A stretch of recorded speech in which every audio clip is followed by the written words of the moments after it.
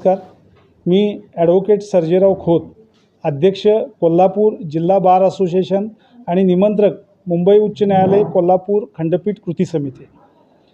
आपल्याला ज्ञात आहे की कोल्हापूर या ठिकाणी मुंबई उच्च न्यायालयाचं सर्किट बेंच स्थापन व्हावं याकरिता मागील 38 वर्षांपासून कोल्हापूरसह सांगली, सातारा, सिंधुदुर्ग, रत्नागिरी आणि सोलापूर या 6 जिल्ह्यातील वकिलांचं आंदोलन चालू आहे।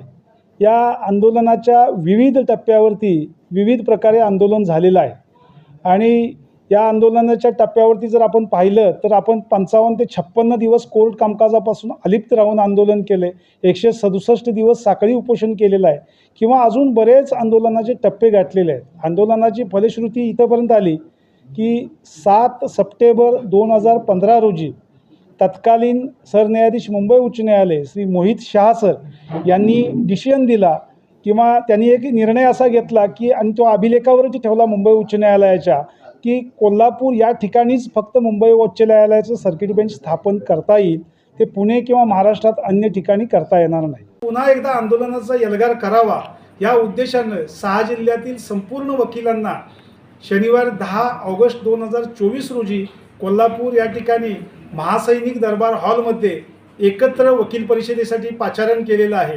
ही परिषद सकाळी 10 ते दुपारी 2 या वेळेत चालणार आहे। येणाऱ्या सर्व वकिलांसाठी चहा पाणी जेवणापासूनची सगळी व्यवस्था केलेली आहे, त्यांच्या पार्किंगची व्यवस्था केलेली आहे।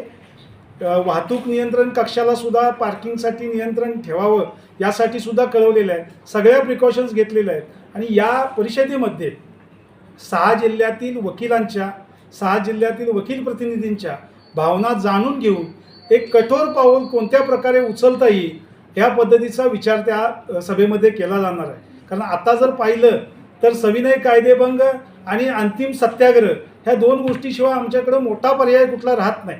मग यातलं त्या सविनय कायदेभंगासाठी किंवा सत्याग्रहासाठी नेमकी काय ठोस भूमिका घ्यायची हे 6 जिल्ह्यातल्या वकील प्रतिनिधींच्या भावना जाणून घेतल्यानंतरच ठरवता येईल आणि त्या सभेमध्ये निश्चितपणानं एक चांगला आणि ठोस निर्णय घेण्याचा आम्ही प्रयत्न करू।